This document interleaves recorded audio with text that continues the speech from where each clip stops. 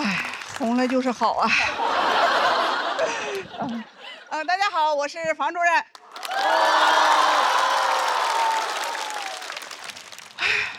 没想到就进了决赛了。我是个新人，第一轮的时候啊，我的心态很平和，我说我输了正常，我赢了我就赚了。没想到赚得盆满钵满的。更没想到的啊，是那么多的年轻人都走在了我的前面。我现在最大的困难是困。每次节目录制都是从下午开始，凌晨结束，录着录着我就睡着了，有好几次我睡得太死了，给他们都吓着了。是王月掐着我的人中给我掐醒了。凭什么都按照年轻人的时间来？为什么不能按照老年人的时间来？你早上5点半就开始录呗。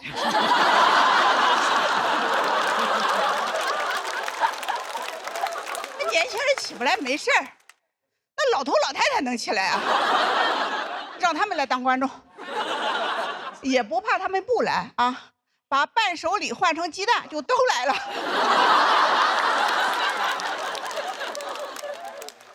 完全不用熬夜，录到下午4点就散伙，不能耽误接孙子。而且老头老太太吧，还爱传播。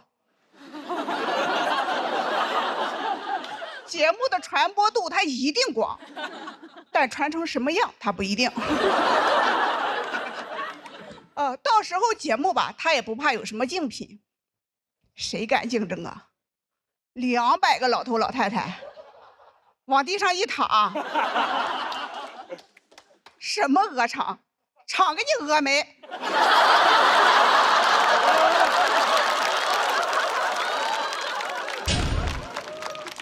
我不喜欢吃鸡蛋，但我爱跟风，就是随波逐流，看别人干啥我就干啥。我初中就辍学了，因为我的同学都辍学。在我们村啊，上学他不是第一位的，种地他才是第一位的。一到秋收，老师都在地里，都是地理老师。堕落了，堕落，都是这比赛害的。后来嘛，大家都去打工，我也去。我10几岁就参加工作了，在一个砖厂里搬砖。很多脱口秀演员说梦想有1个小时的专场，我干专场都是8小时起步的。大家都去南方打工，我也去，1个月挣300多块钱，给家里寄200多。村里的人都夸我孝顺能干，我感觉这钱是买好评用的。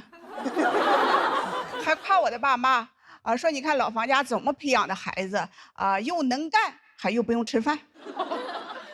我们一起去的6个女孩子就开始比赛往家里寄钱，就这个月谁寄的最多我们就会高看他一眼，再接济他一口。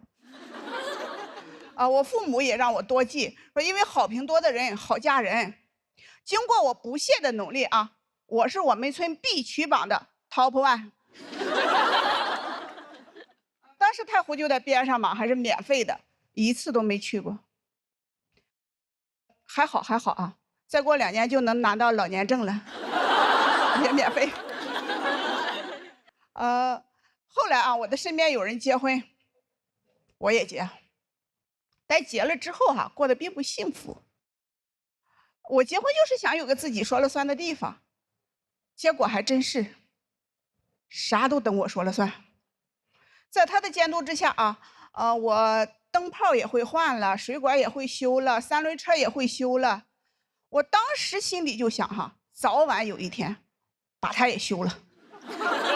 甚至有次家里煤气罐泄漏着火了，他非常着急喊我救火。当时那画面非常有爱，我在闹，他在叫。都说婚后感情升温，当时才知道确实燃起来了。30年了没想到我俩之间还有火花。老公还怪好的啥都喊我，唯独赌博和抽烟不喊我。我说我说的话你要是能听，你就把赌博戒掉吧。其实我也赌博，跟他结婚就是一场赌博，输得老惨。看着手里的这把烂牌哈，心里只有一个念头：过。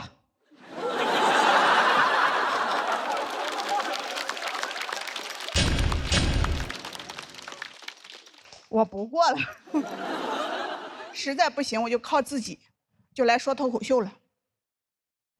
结果我也没想到啊，我自己这么靠得住。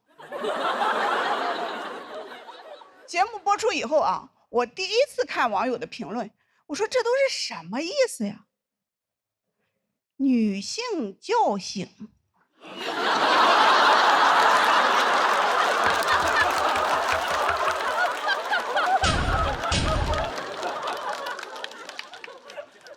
后来我才知道是啥意思啊。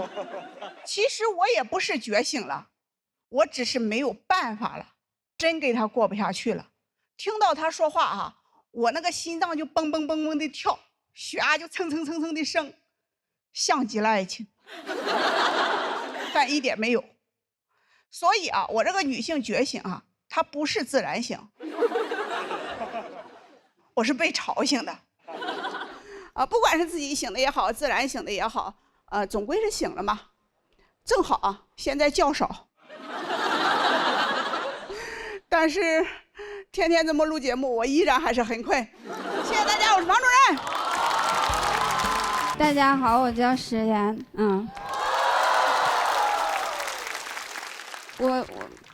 我讲这个脱口秀好几年了，其实一直也没有什么成绩。就是也没有啥作品，自己挺多时候都不太想讲了，就很想放弃。之所以现在还在讲，就是因为还有观众喜欢，真的会有观众给我留言，他说：“史岩，我喜欢你，你离婚吧，我娶你。”哎，这句话给了我挺大的安慰。我经常在我睡不着的时候，就上网上去搜自己的视频，完了我翻开这些评论。我点进他们的头像，我想看看都是什么条件的。点进去之后都是什么用户49698972，用户212011041168啥的。我有的时候就想，我说这些人都是从哪儿来的呢？好像都是从那个圆周率里头出来的。我说我要是真离婚了，我上哪儿找你去？我还得跟祖冲之要人儿。祖冲之也就7位。这个能听懂啊？想跟你们分享一点我近期比较强烈的感受，就是我想处对象。这个是我结婚10来年之后，在近期比较强烈的一个感受。怎么跟你们解释这种感觉呢？就是当一个人他在结婚很多年之后，他就会觉得自己好像已经单了挺长时间了。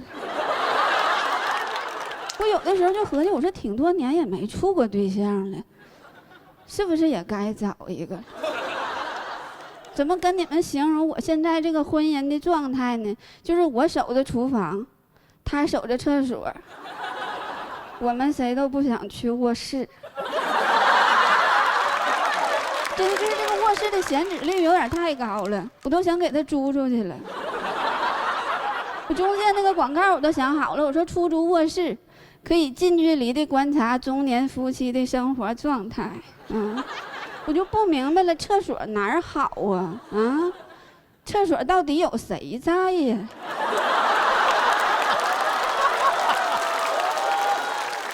那么喜欢厕所吗？那么喜欢厕所，咱给床给你抠个坐便好不好？这种感受特别强烈的时候，有的时候就是我在干家务的时候，就是如果说我在干家务，但是他在玩手机，那我就会觉得我干的不是家务，我干的是家政。那我干家政的话，我也可以去别人家干。万一人家没玩手机，那我干的不就是家务了吗？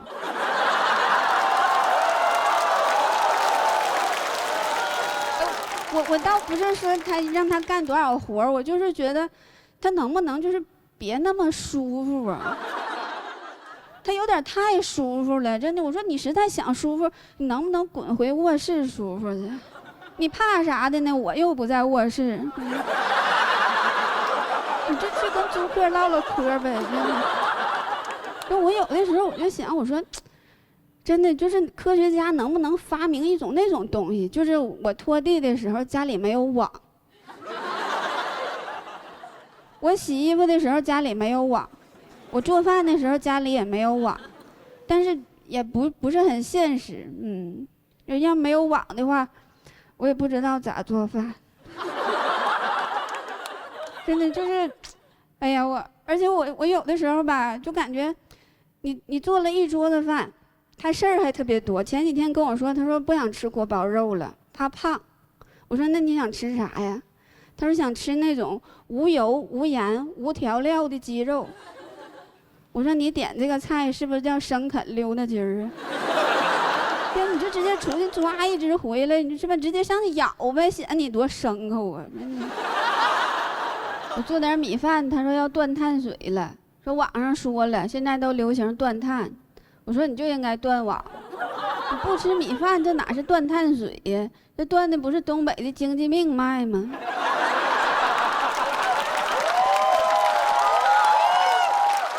但是我就是瞎说，其实我们东北的经济没有那么脆弱啊，没有那么脆弱。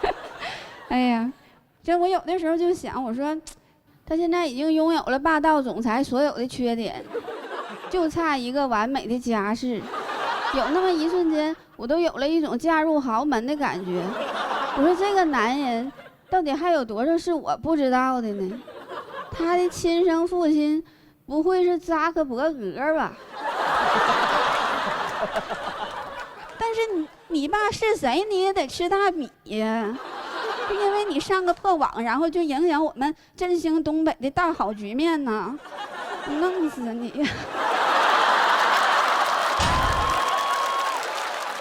所以我有的时候我就在想，我说如果能再给我一次重新选择的机会的话，我选一个啥样的？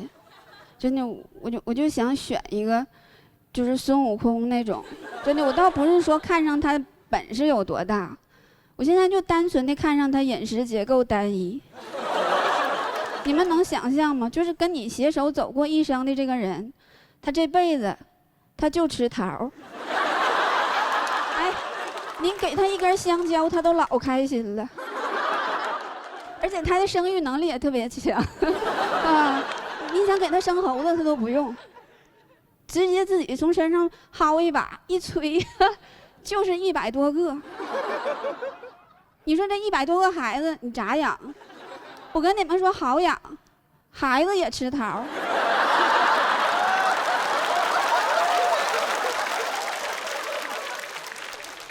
其实说了这么多，我觉得生活里边的这些琐碎的事儿，它就跟圆周率一样，它是无穷无尽的。但是如果我们能把我们那个结婚纪念日穿插在那段数字里的话，其实祖冲之他也发现不了。就像我开头已经穿插完了。但是你们也没有发现，这个里头是我在展示一些线下脱口秀和线上节目的区别。就是现场的朋友，你们可能还在想，哎呀，他那纪念日是多少来的？但是电视机前的观众朋友们，现在已经准备往前拉进度条了。讲到这儿吧，谢谢大家，我是雪。大家好，我是付航。导演组太坏了，我在后面听啊，付航生育能力强，怎么安排的？所有人都说我是猴，其实挺酷的，但是现在我越来越痛苦，因为很多观众真的把我当猴。我坐动车过来，有一个观众认识我，看着我，哎呀！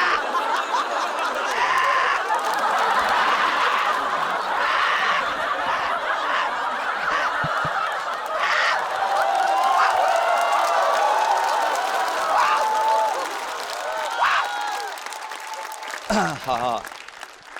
我就这么跟他玩了5分钟，我觉得这事儿就结束了。我坐那儿，过了一会儿，我不知道他从哪儿过来，拿一根香蕉，他就这样剥完了吃。我说不吃，他说你飘了。凭什么长得像猴就得爱吃香蕉啊？我不爱吃香蕉，每一次演出观众都给我送好多香蕉，我每次都拿回家里给我亲戚吃。他们现在都说我的演出费是拿香蕉结算的。也正因此，我是家里最出风头的孩子，直到我的风头被我的 rapper 表弟全部抢走。rapper 大家喜欢，我看见我姥姥，我说姥姥好。我表弟说要 respect OG， 我说你管我姥姥叫 OG， 他说 damn bro， 我说啊，他说 damn bro damn， 我说等会儿，我说你这样是在干嘛呀？我不理解，但是我姥姥特别喜欢他，我姥姥就是给红包给红包给红包，他拿一个红包就给我表弟，我表弟哎。Get it, get it, get it, get it, get it, get it, get it, get it, get it, get it。表哥 ，You feel me？ 我说，我 feel 你个屁呀 ，feel！ 那帮 rapper 就是 You feel me？ 你都不知道他 feel 不 feel， 他先 feel 你。我当时，我就觉得太痛苦了，因为他把我的风头全都抢走了。但是他说 ，You can talk like me。我说 No，If I talk like 你。My mom 就会 give me a big 嘴巴，但是我还是暗自发誓，我要当 rapper。下一口进我嘴里的不会是香蕉，是什么？是说唱界新鲜的蛋糕。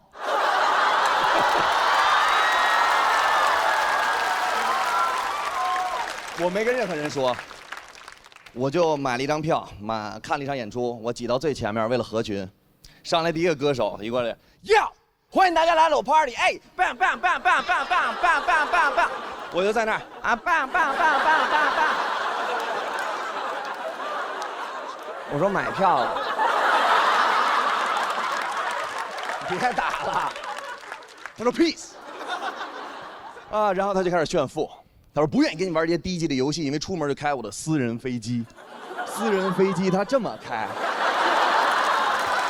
翻疯了都翻了，我翻过。我特别不理解他炫富的歌词，为什么？因为跟我有什么关系？他上来说我的钱花不完，底下观众花不完，花不完，只有我一个人在这给我点，给我点。凭什么？他开豪车，我看演出，我也是大专呀，我也是大专呀。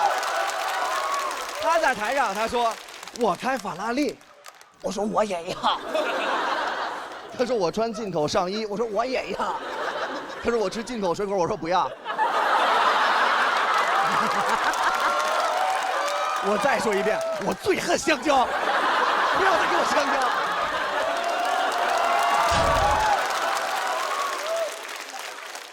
当时。第二个 rapper 上来比他第一个还有意思，他走的是那种文艺范儿 ，real， 就是真实、狠，带点文艺。上台第一句话就是要，我死了。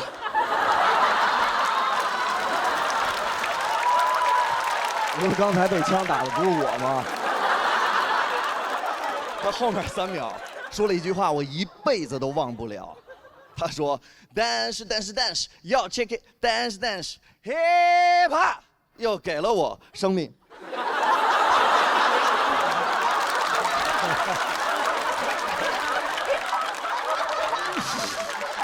我说又活了，这个 respect。但是问题是什么？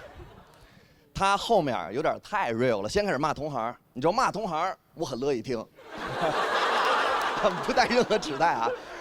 他后来骂了，开始骂观众。我就站在那儿，他说我不愿意为了钱。给那些傻子表演。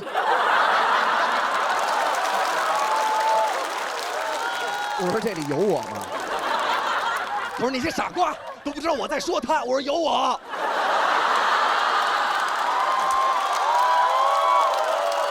我太生气了。我说你也太狠了，你怎么这么狠呀？我就上网查了一下他线下演出，动我的兄弟都是世仇，我永远不会向综艺低头。一上综艺节目，谢谢评委老师给我的机会，我想跟吴镇宇老师学普通话。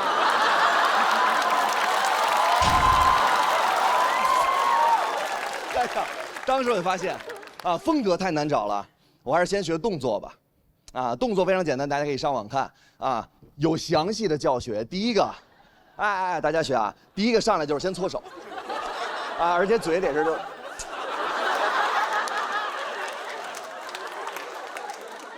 那个就这样，别人不看你就搓，别人一看你，快搓，第二个动作是发钱，第三个动作是挡脸。我发现我真的当不了 rapper， 因为我做第一个动作，我一搓，我发现。我不干净，我搓出好多皮脂腺分泌物，而且呢，我一这么搓，我就想这么搓。最恐怖的就是每次搓都有，但是我一下就明白后面两个动作为什么连在一起了。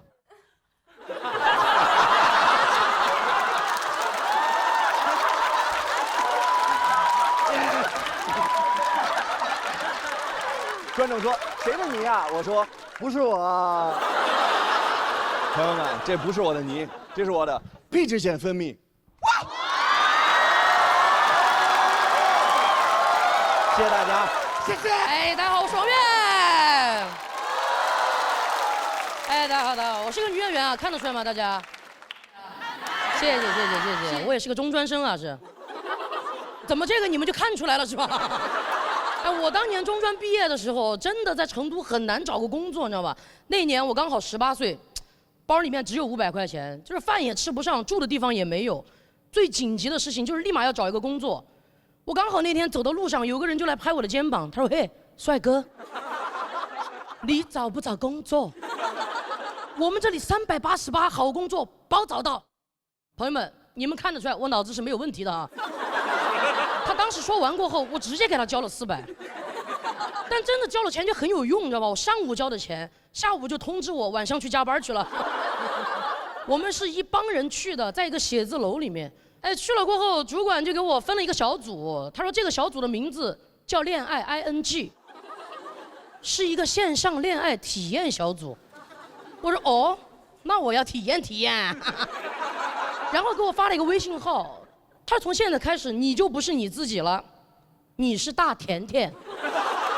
朋友们，你们也看得出来，我跟这3个字只有大跟我有关系。然后工作内容也很简单，就是负责跟这个微信号上面50个男的谈恋爱。50个男的呀，哈哈。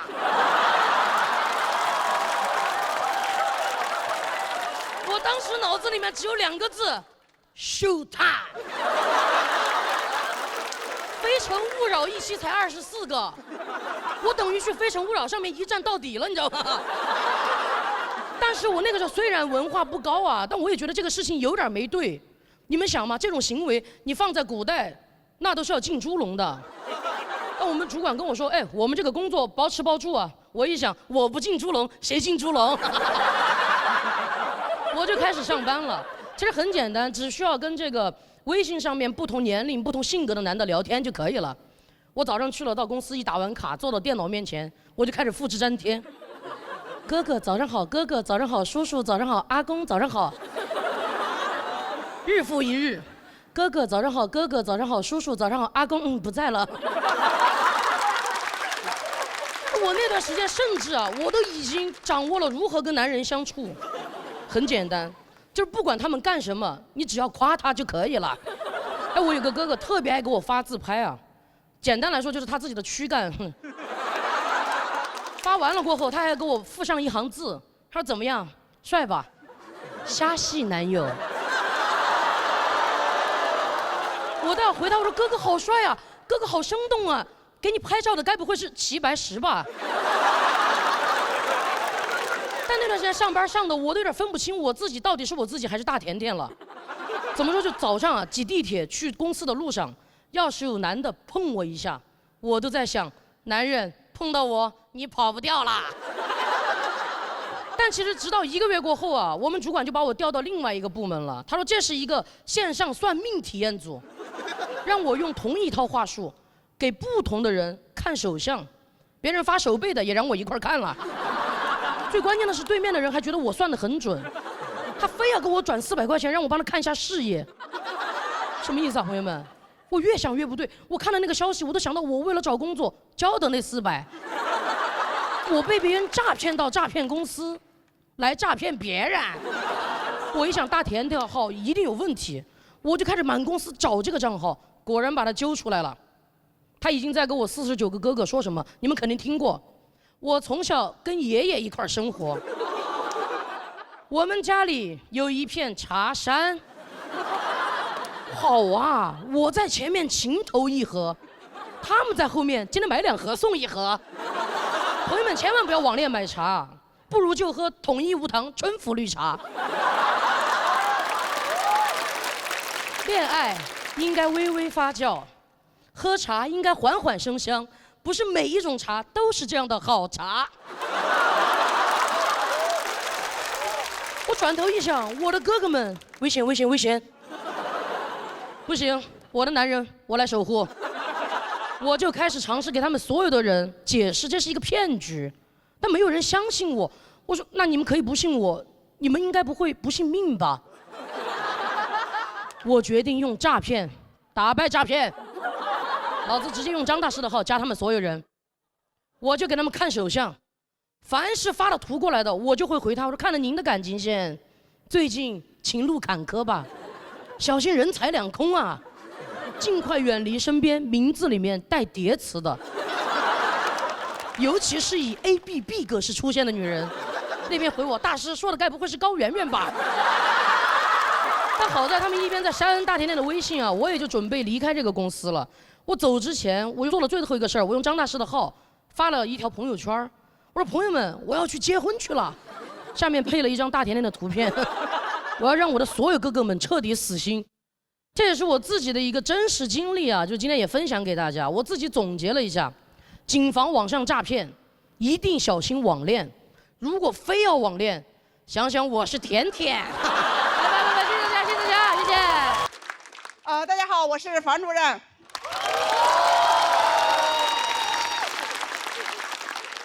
我来自山东临沂的沂蒙山，我是我们村的信息中心主任。这个职位吧，每个村都有。北方叫车老婆蛇，南方叫蛐蛐人。主任就是这伙人的头子。我是一个50岁的新人演员，才出道。王月，哎，绝经和退休不会一块来。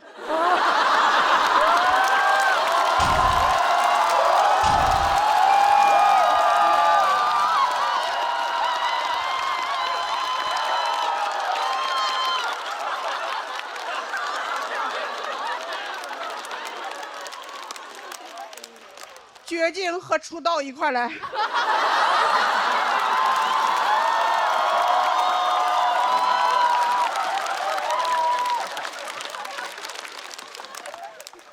之所以来说脱口秀，是因为我去看演出和脱口秀演员互动，网友都说我比演员好笑。剧场老板希望我来讲脱口秀，我就被招安了。我上一个被招安的山东老乡还是宋江呢。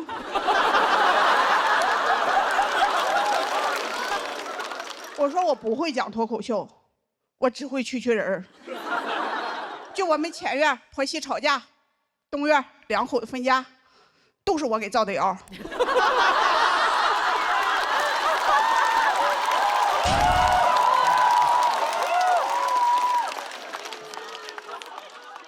老板说这就是脱口秀。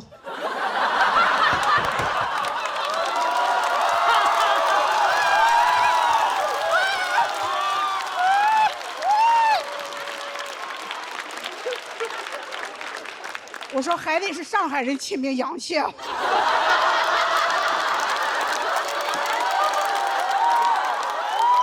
这也太能翻了，太狠了。从我们村的田间地头来到了上海，我突然感觉我就是网上说的那种小镇儿造谣家。有人说大姐，你咋什么菜都知道啊？哼，我说我可是信息中心主任。教主，我就说这个梗不好笑吧？您看天上干什么呀？其实我很犹豫，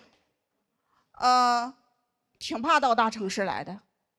我可是我们村的高端人才，又受欢迎又被需要。我会上网。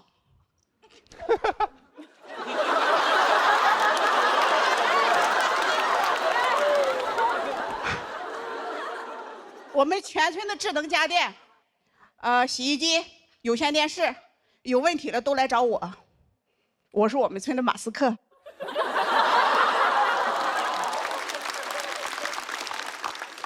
啊，那倒是大城市来了，天天逗别人笑，那不成了马保国了？再说了，那大城市压力多大呀？农村大妈第一次进城务工多难呀！就转身啊，看了看我身边的老公，我觉得我不怕难。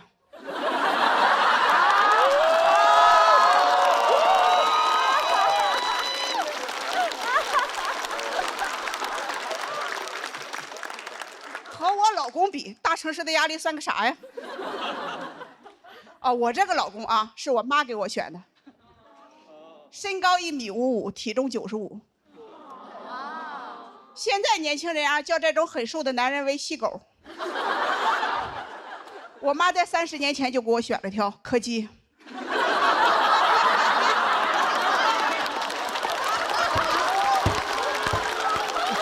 这腿是开不动啊。我妈说我大姐一直被家暴，都是因为她找的老公太高太壮了。我爸一看到这个又瘦又小的，说：“哎，这个行啊。”这小玩意好啊！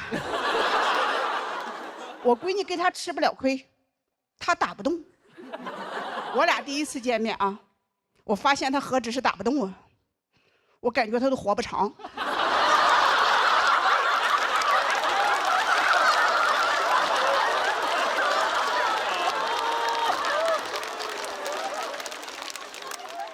他跟我说他175。我说学呀。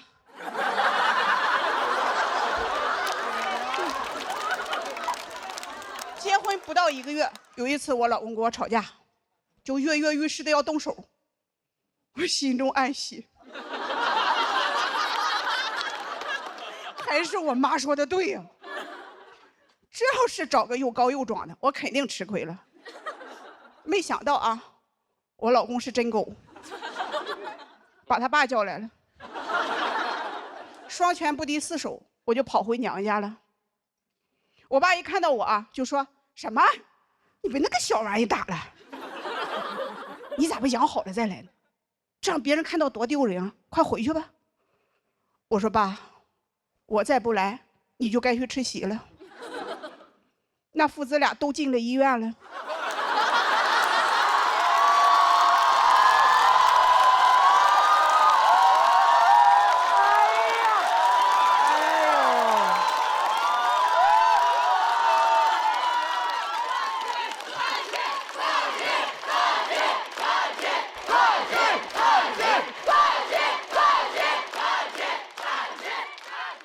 过不下去了嘛，但想离婚太难了，父母都不支持。我跟我妈说：“我说妈，他太懒了，我得离婚。”我妈说：“他又不是在外面有女人了，你有什么不能过的？”我说：“妈，他耍钱败家，我得离婚。”我妈说：“他又不是在外面有女人了，你有什么不能过的？”我说：“妈，他在外面有女人了，我得离婚。”我妈说：“他又不是耍钱败家，你有什么不能过的？”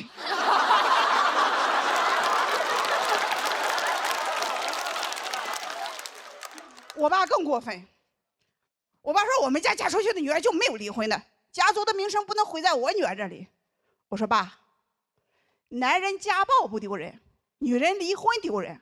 哼，咱家的名声就是你女儿让柯基给打了，还蹦起来打的。哎，好难受啊！但他们特别信命。我妈说我带你去找个大师算算。我说妈，你这也太迷信了。大师说吧，我俩过不好，都怨我老公。我转手就给大师又掏了200。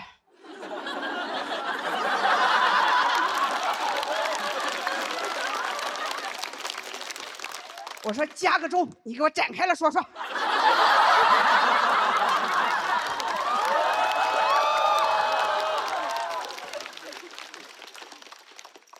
啊，明明是大师的眼睛看不见。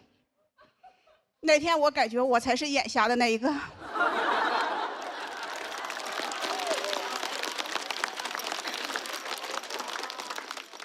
就这么一过就是30年啊。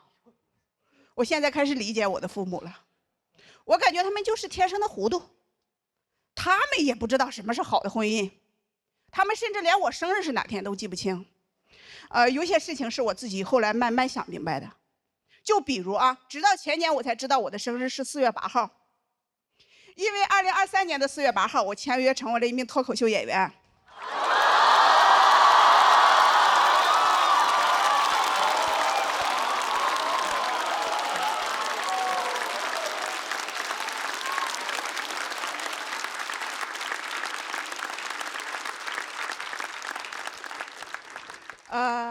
2024年的4月8号，我带着俩女儿净身出户拿到了离婚证书。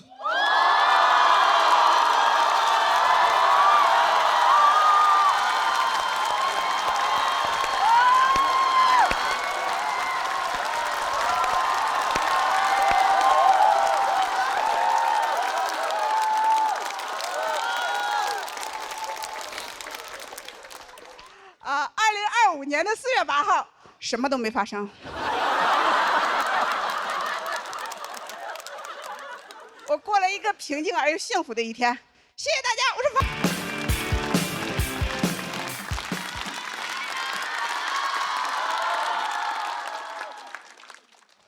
房。大家好，我是房主任。今年是我第1次参加综艺节目，参加节目的第1件事是选组长。我一眼相中了刘洋，开场30分钟就被王悦给送到待定区去了，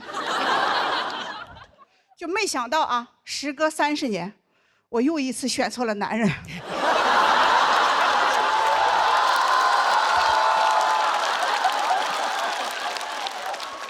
节目播出以后啊，随之而来的不仅是流量和善意，还有我的前夫。我这个前夫给我是太没有边界感了，给我打电话上来就骂我，你就是在外面玩野了，家里啥事你也不管，就给我骂的哈，那脑袋一懵。我说谁在外面又玩打野了？我说大哥，你给我唠啥呢？咱俩离婚都1年多了，你当那离婚证的红本本是给结婚证做的年审吗？前夫说，那离婚证它就是一张纸，有没有都不影响咱俩的感情。你现在能挣钱了，先把我弟弟家的外债给还了呗，我不在乎名分。我说大哥，离婚的时候你给我可不是这么没有边界感的，我回去拿东西，你这不让我带走，那不让我带走，但是女儿让我带走。我说你可是个农民，农民他是这个世界上最有边界感的人。你家的田挨着我家的田，你要是超过1厘米，那得拼命。不过后来我也想通了啊，30年了，地都是我在种，他根本就没去过，他确实找不到边界在哪里。其实我前夫一开始啊，他也是不同意离婚的。他是30年了，过得挺好的，你为什么突然要离婚？我说30年了，是你自己过得挺好的。我说我本来也没想过要离婚，是你每天数落我，逼得我买了副耳机，听到了脱口秀。我这才发现啊，说话能把人逼疯，也能把人逗笑，还能挣钱。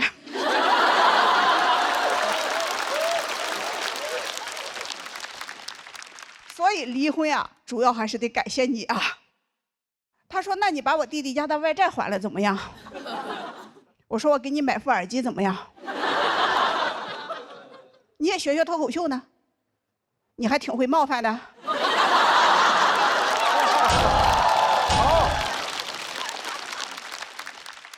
现在我火了之后啊，他老关心我了，每天给我发私信。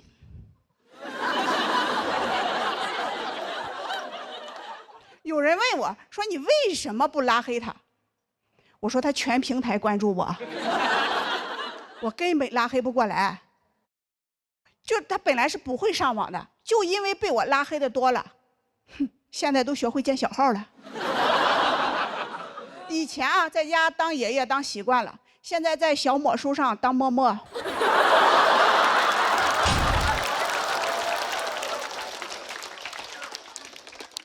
搜我的演出信息，关注我的厂牌，截图我的 report。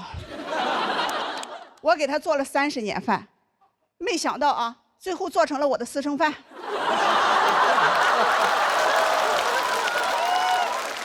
就上台之前还给我发私信呢，说跟你合影的旁边那个老登是谁？我说是我的新对象，其实是节目嘉宾马东老师。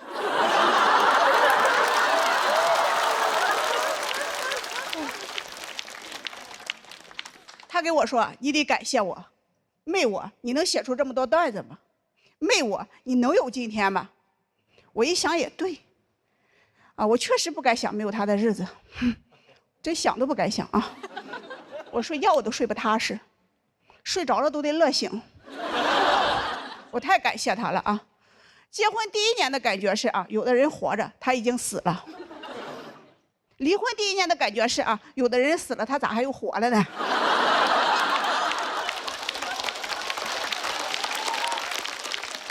当然了，这只是我的想法啊，我不会这么跟他说话的，因为我根本就不想跟他说话。离婚前嘛，他每天密切关注的都是别人家的女人；离婚后啊，他每天密切关注的还是别人家的女人。我甚至怀疑，我以前是加了个曹操吗？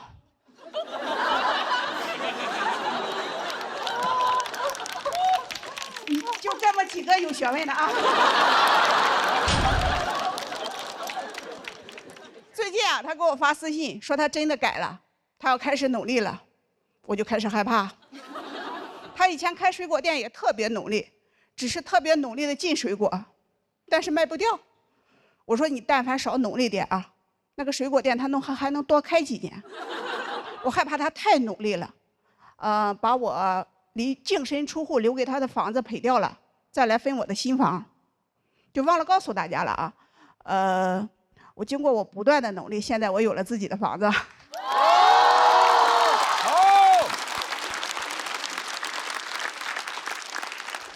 接下来的目标，我就是努力的还房钱。新房子装修的时候啊，我问包工头，我说你能不能给我定制一个网红的路牌？你就给我写上我在我自己的房子里一点都不想你。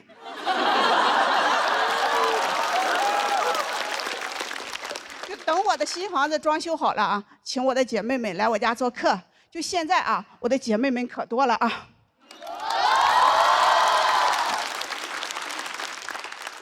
到时候就打一个滴滴站点巴士，把咱姐妹们一大巴一大巴的拉来啊。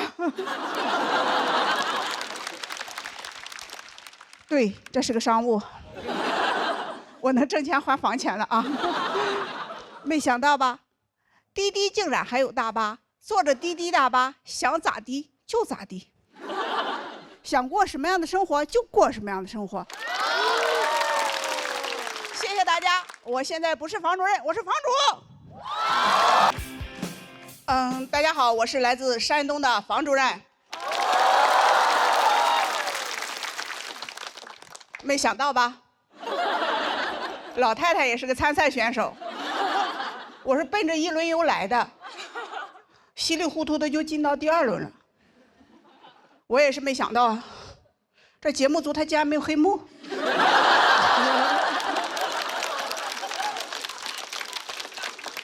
就来说一说我的老家吧。作为一个山东人啊，我在外面被问的最多的竟然是主任，你们山东真的不让女人上桌吃饭吗？在这儿，我辟个谣，只有唐香玉他们家不让上桌。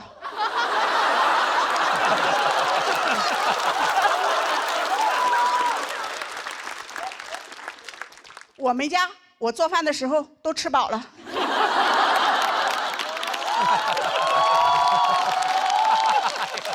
太讽刺了。我炫的时候还会给自己配上统一春福备茶，3重备火，口口生香，菜香茶更香，都这么香了，谁还上桌吃剩菜？其实我老家真的不像大家传的那么重男轻女，只有我家重男轻女。我小时候啊，家里就3间石头和泥巴砌的草房，2个石头砌的破猪圈。我爸打小就给我说，草房和猪圈将来都是我哥哥的。我说爸，那你可得看好了啊，哥哥容易塌房啊。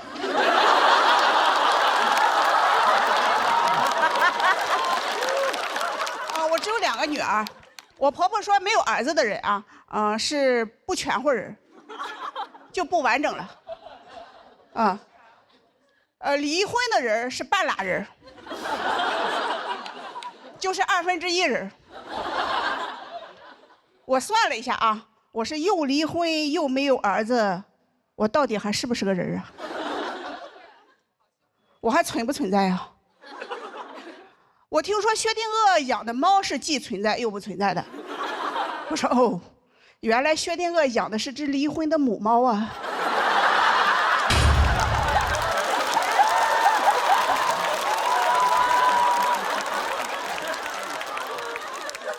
在我老家，没有儿子的人都不能去参加别人的婚礼。我小时候的结婚啊，我寻思我不能去参加婚礼，我也出点力呀，我就去提前帮着收拾新房去了。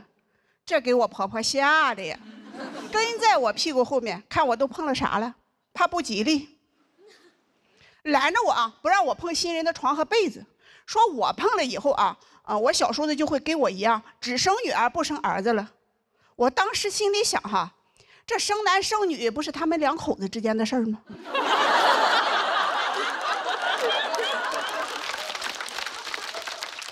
我的参与度咋那高呢？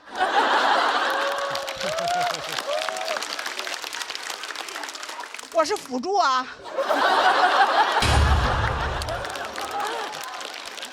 我要是真有那本事，他们不应该歧视我，他们应该供着我。给我惹急了，我把全村的被子给他摸一遍。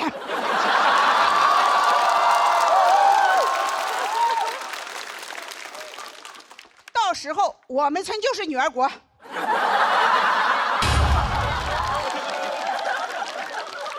我就是女王陛下。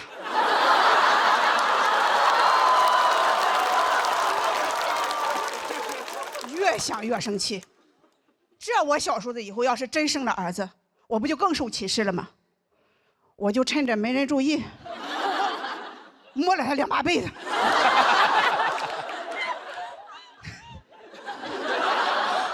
别说啊，我小叔子结婚第2年，1胎生了2儿子，我也感到很奇怪。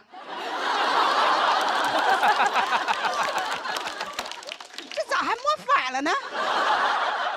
难道我的体质跟别人是相反的吗？我要早知道我这么灵哈，我摸的时候就该摸他个10把8把的，让他生10个8个儿子，累死他。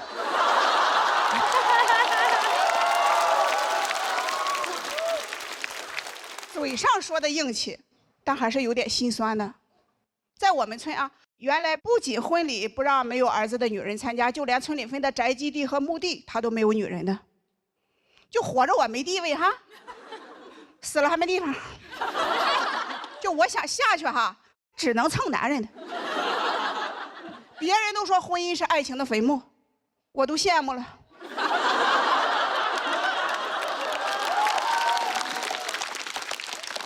他居然有坟墓。我很痛恨这种重男轻女的观念，但我也想生儿子，我就去找偏方了。我们村里人给我介绍一个大夫，说他的药老灵了，吃上肯定生儿子。我就翻过了好几座山，找到这个大夫，拿了药，刚要走啊，又进来一个患者说：“大夫，你给开点药，俺家兔子拉肚子。”我说什么？我这才知道啊，他是个兽医。就回家的路上啊，我一边翻山，我一边想，你说我好歹也是上过学、读过几年书的人，我怎么就翻不过城建的这座大山呢？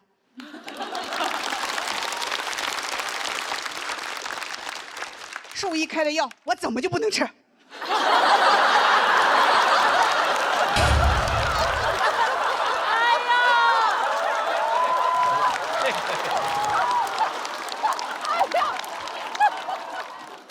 兔子能吃，我就能吃。我狠起来，连兔子都吃。万一好使呢？第2年我又生了个女儿。其实这些年哈，我看着我婆婆带着我小叔子一家人节衣缩食的给俩儿子买房攒彩礼，我心里就偷着乐。没有了，开玩笑的啊，有时候也笑出声。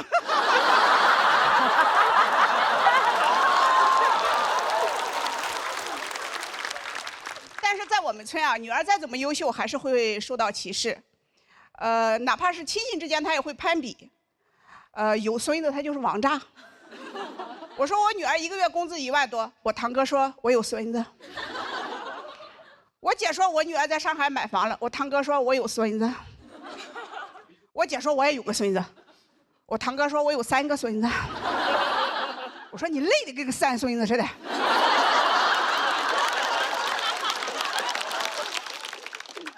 我说你要那么多孙子干嘛？你要去移山吗？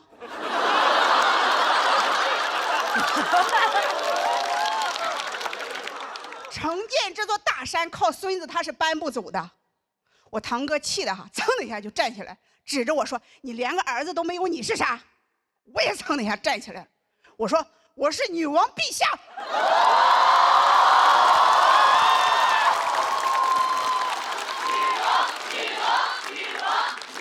谢谢大家，我是房主任。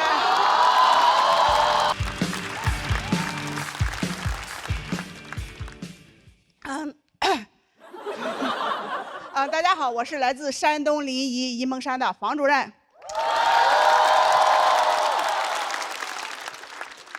问一下大家啊，大家都有工作吗？有。我也有。适合大妈的工作只有2个啊，脱口秀演员和环卫工人。环卫工那个工作我没保住。你们再不笑，脱口秀演员也要下岗了。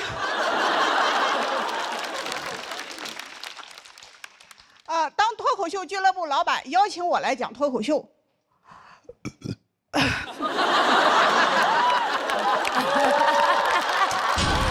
可爱啊！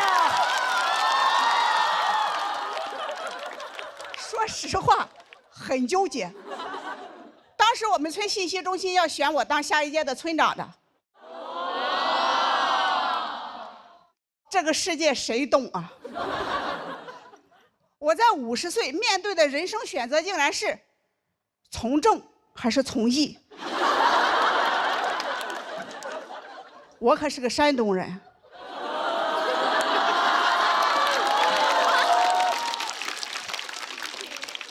我说我们村长每个月工资2600，俱乐部老板说我每个月给你3000。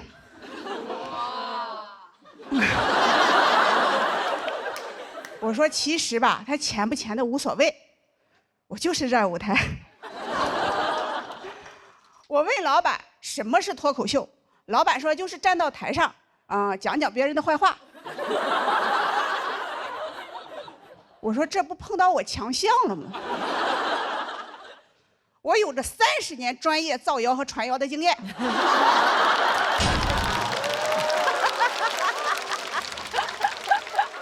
全国说脱口秀的，谁能说得过我呀？我的第1场演出啊，就演凉了，把我在村里积攒了50年的自信和骄傲击得粉碎。幸亏离家远呀，村里人不知道啊。村里的八卦都是我传的，我不说，没人知道。老板啊照顾我，就让我在俱乐部兼职做客服。他还很贴心的问我，说你敢跟别人说话吗？我说你应该问他敢跟我说话吗？他让我拿个手机啊，在评论在网上卖票和回复评论区消息。有一天啊，在评论区遇到了一个黑粉的网络喷子，就一下子激起了我的斗志。我说我好久没站在村口跟人对骂了呀。但我忽略了一点啊，就现在的小年轻哈，打字速度太快了。家人们呢？我1分钟才打8个字，我一条骂人的信息没打完，未读信息已经99加了。别说回了，我看我都看不过来，我气得那个直哆嗦，一哆嗦啊，1分钟打3个字。我就好想跟他们来一场线下面对面的实战啊！哪怕他们来的人再多，我骂不过，我还能往地上一躺。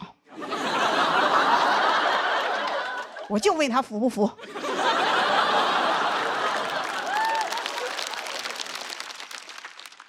我一连回怼了好几天，第1天50人，第2天100，第3天200，是我的血压。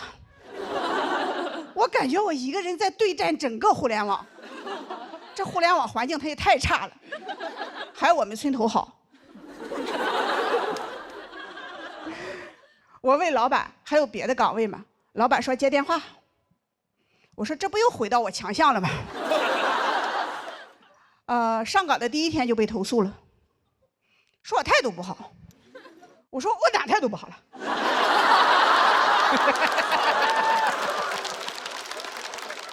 我长这么大一直都是这么接电话的呀。喂，谁啊？老板说大姐呀，你要用夹子音，你要说喂，你好啊。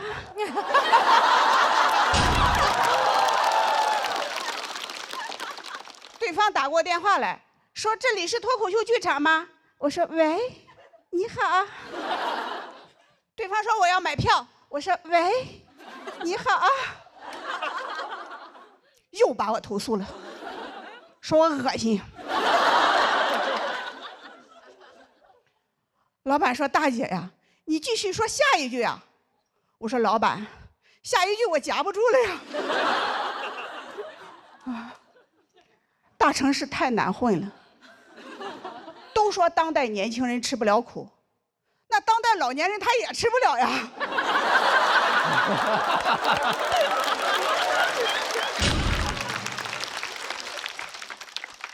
我还是干脆回村算了，回到村里种地吧，老年。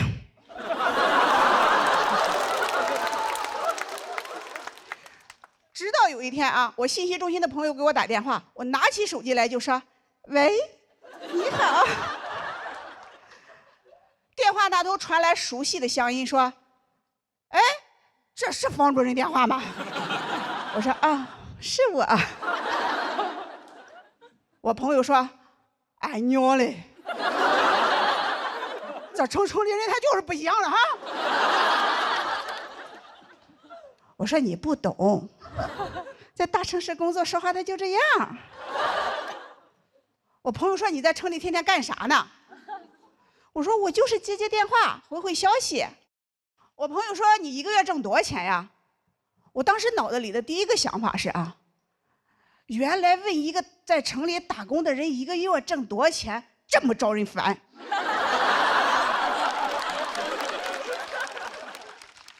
我一想到啊，要被村里那些7大外甥8大侄女的嘀咕，我那股好强劲就上来了。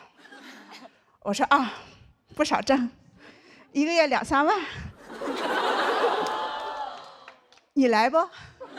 我给你介绍介绍。那一刻啊，我感觉是现在的我在劝过去的那个我走出来。第2天我就接到我女儿电话了，我女儿说：“妈，你到底在哪呢？全村的人都在传，你进了诈骗组织了，你快回来吧。”我说：“闺女啊，现在吧，妈妈走的有点远。”已经走到比赛的第3轮了。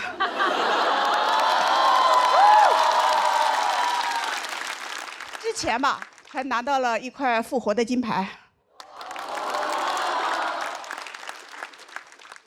就是有点挺不住了。但每一个来大城市打拼的人，在他挺不住的时候，都会想再拼一把，来都来了。谢谢大家，我是房主任。